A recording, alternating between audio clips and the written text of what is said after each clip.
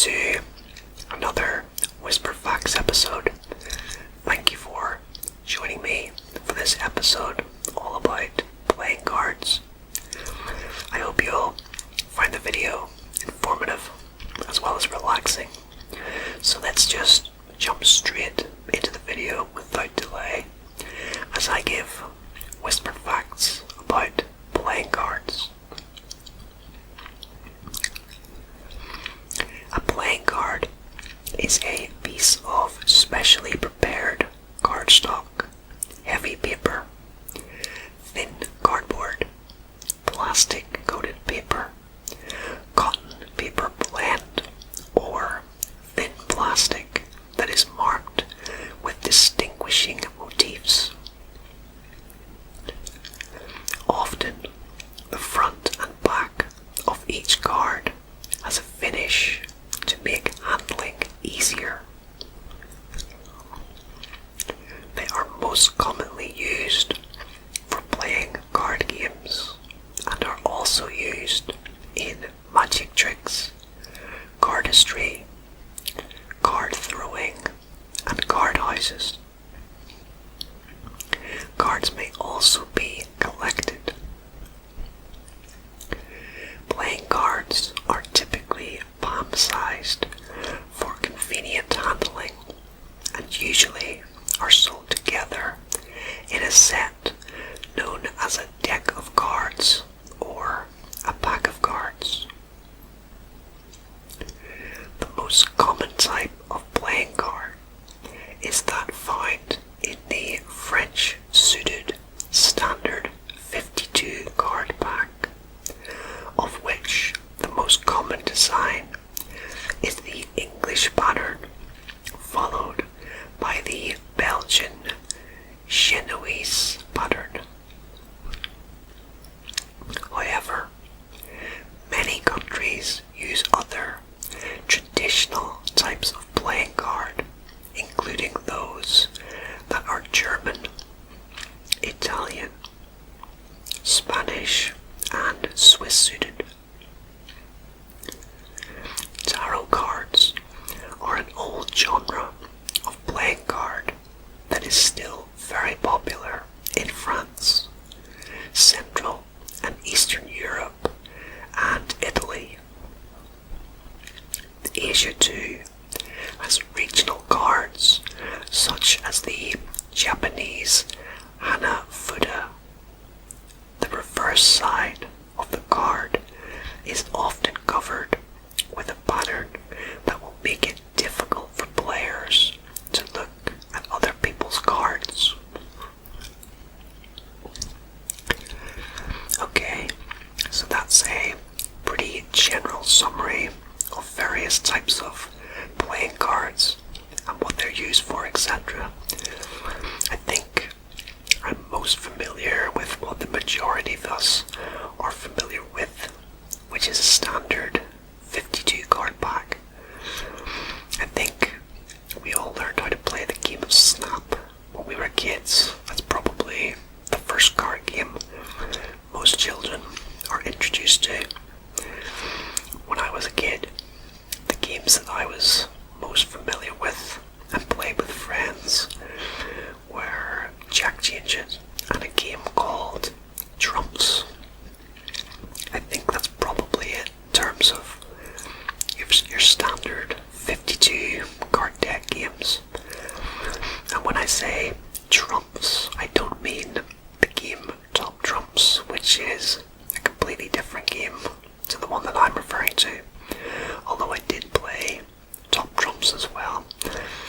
I really haven't played cards in years. It used to be something that we did on holidays abroad at night time, and sometimes in the winter as well, mainly when I was young. But yeah, in recent years I haven't really played anything. Poker is a game that I would love to learn at some point, and one I think I would enjoy a lot if I was to do so. So we'll have to see if that ever materializes in the future.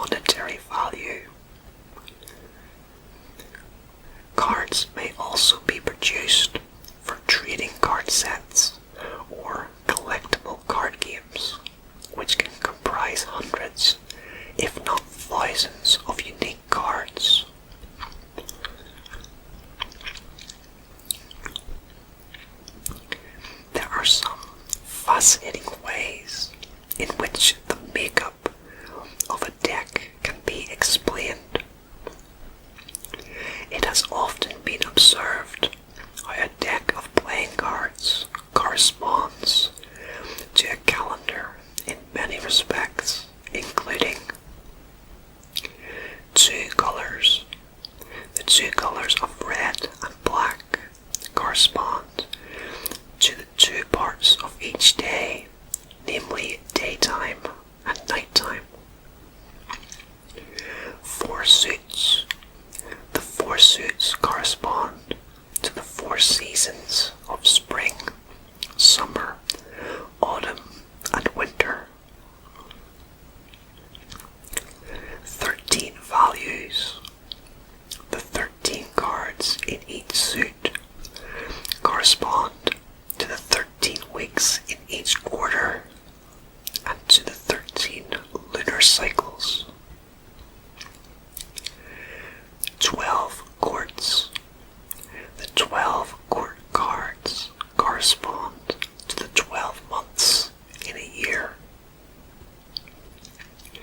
52 cards. The 52 cards in a deck correspond to the 52 weeks in a year. Okay, I really have to say that I love this fact, and it's something I've never ever noticed before. Like many, I'm sure. I think this will probably end up being my favorite fact from this video, but we will see. I just love this fact that all the numbers relating to cards can correspond to the calendar. I think it's great.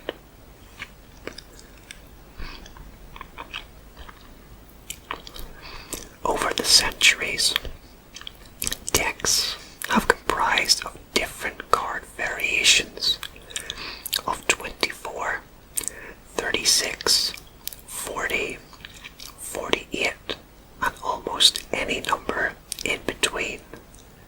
But 52 became the most popular and common deck size across large portions of the globe. Nobody can say for sure what the reason for this is. There are many competing theories, but it's most likely that British and French colonialism played a huge part, as it potentially allowed the standard French deck size of 52 cards to spread across the world.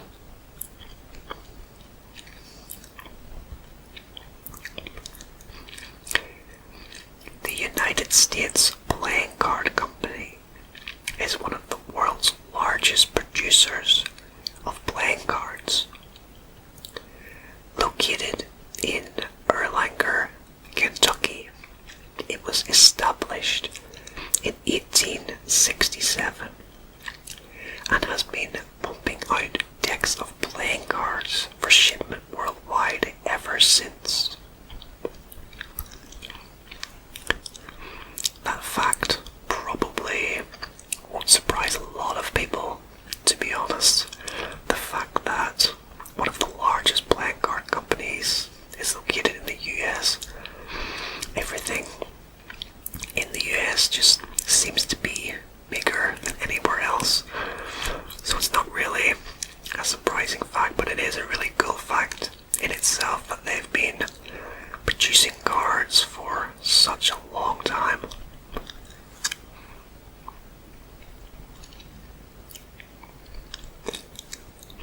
Most experts believe that decks of cards originated in China in the 9th century.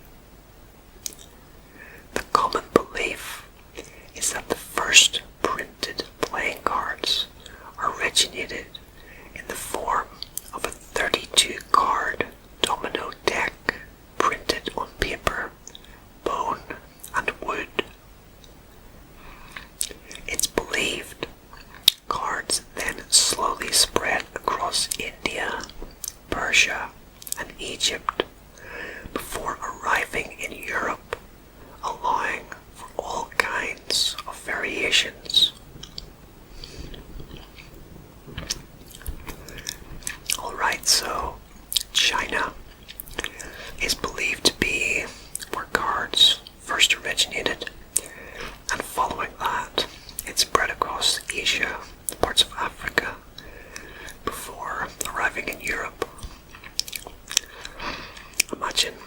playing cards with bits of bone and wood. It can't have been easy to play with, I wouldn't imagine, but I'm sure at the time it was all they had, and it was the very first form of cards.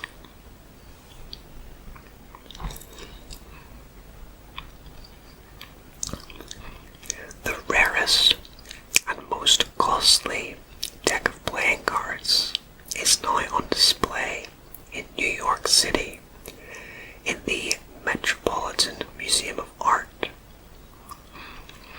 It is a deck of tarot cards created in the Netherlands in the middle of the 15th century. These cards are in pristine condition and were sold to the museum in the mid-1970s for $143,000 from a private collector. That definitely sounds like something worth googling, just out of curiosity to see a 15th century deck of tarot cards. Although in thinking about it, $143,000 doesn't seem that much money for a historical artifact such as this. I'm pretty sure there are plenty of items that go for millions of dollars.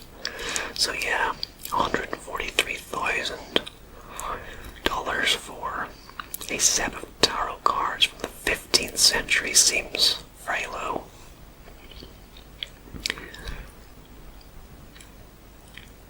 The French suit symbols we are most familiar with, hearts, diamonds, clubs, and spades, are a variation of the German suit symbols used in the late 1370s. These symbols include acorns, leaves, hearts, and bells. Even earlier than that, in the 14th century, the symbols were cups, swords, coins, and buttons, which were copied by the Italians. It wasn't until the 1480s that the French suit symbols became popular and are still widely used today in many regions.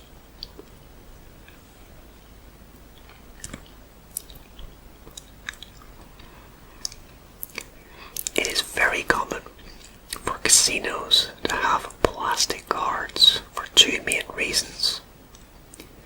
They are better for frequent handling and last much longer than paper cards.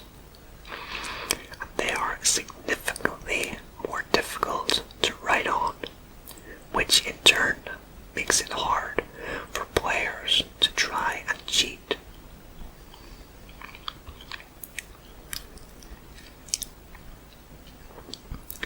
The faces on playing cards actually represent famous historical figures. King Charlemagne is said to be seen on the hearts card, King David on the spade, Caesar on the diamonds card, and Alexander the Great on the clubs. The Queen cards are also said to be famous people as well. Athena is represented by the Queen of Spades. The biblical figure Judith is seen on the hearts card. Rachel from the Bible is seen on the diamonds card. And Argene, Latin for queen, is depicted on the clubs card. Yeah, I've actually wondered before if the faces on cards actually depicted actual historic figures or if they were just random designs. So yeah, it's good to learn exactly who they are.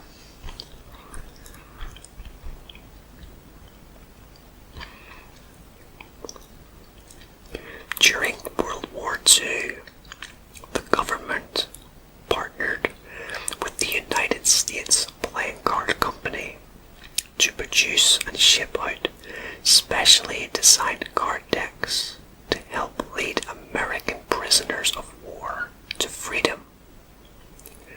The cards were designed to peel apart when wet, revealing pieces to a secret map that helped them escape. Yeah, and I believe this was a fact that I included in a past video. I can't quite recall which it was, but sometimes facts will overlap in these videos. It's inevitable, but it's really an amazing fact and a very clever way to get outside information to the prisoners. Playing cards didn't just help American soldiers during World War II. They also assisted them during the Vietnam War in 1966. Two US lieutenants had an idea to create psychological warfare among the Viet Cong. The lieutenants knew three very important things. One, that the French used playing cards to foretell the future. Two, that the Ace of Spades signified a forewarning of death. And three, that the Viet Cong were very superstitious people. So they decided to use this information to create a very methodical scare tactic for their enemies. After contacting the United States Playing Card Company, they coordinated a shipment of thousands of crates full of only Ace of Spades cards to be sent to the war zone areas of Southeast Asia and dispersed throughout the jungles to frighten the Viet Cong. They were successful in their scare tactic. This is yet another really cool fact, which I really love. Superstitions is a very interesting topic on its own, and one that I think I will cover at some point on the channel. I don't consider myself a superstitious person at all. Things like when you see a lone magpie, which is supposed to indicate sorrow in your life, or walking under a ladder, breaking a mirror, things like that. They're just things that I don't worry about. I don't really believe in superstitions as such, but everyone is different in what they believe at the end of the day. But regarding this fact, it's truly amazing that what they planned actually paid off, and the sight of these Ace of Spades cards sprinkled throughout the jungles spooked the enemy.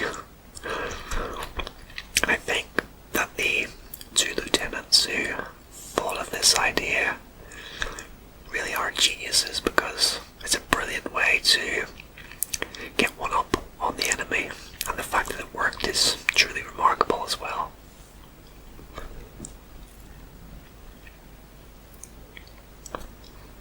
There are more shuffle combinations in a deck of cards than there are atoms on Earth.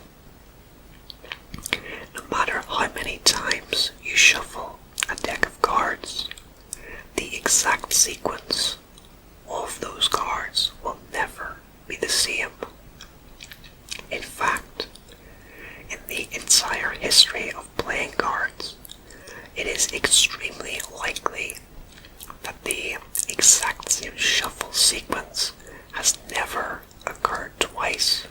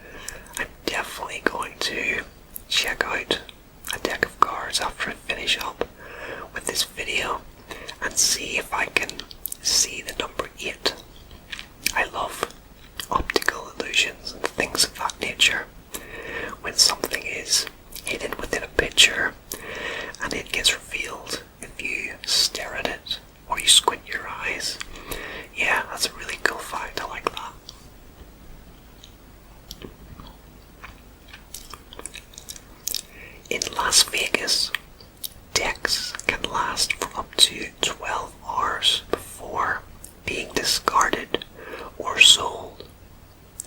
How long a deck is in play depends on factors such as how busy the specific table is and whether shuffling is done by hand or machine.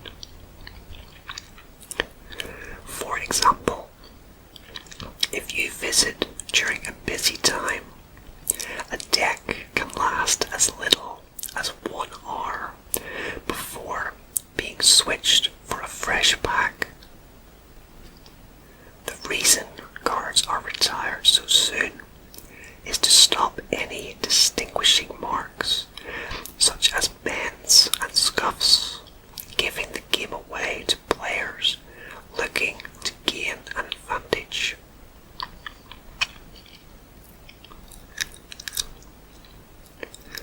The King of Hearts is known as a suicide king.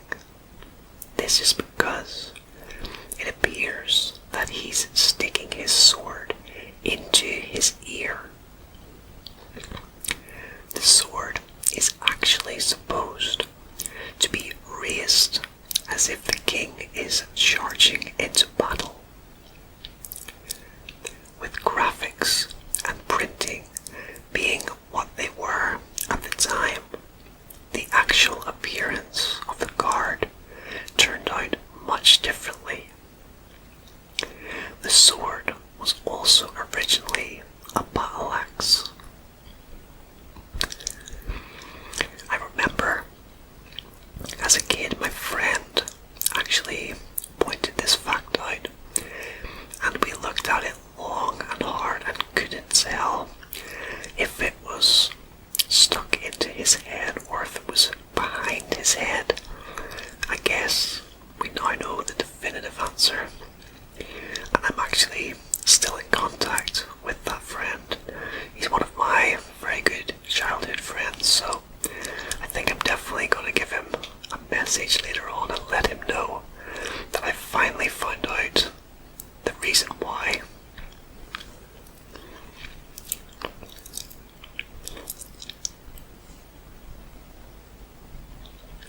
There are many examples of playing cards representing societal classes.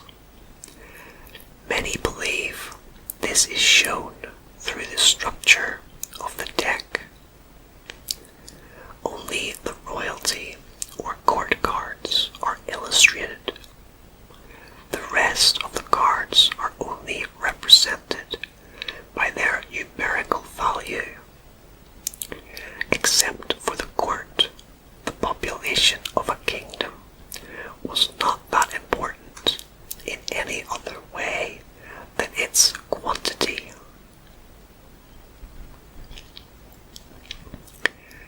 Another example of the societal symbolism in a deck of playing cards is in the value of an ace. The ace was originally the low card until the French Revolution.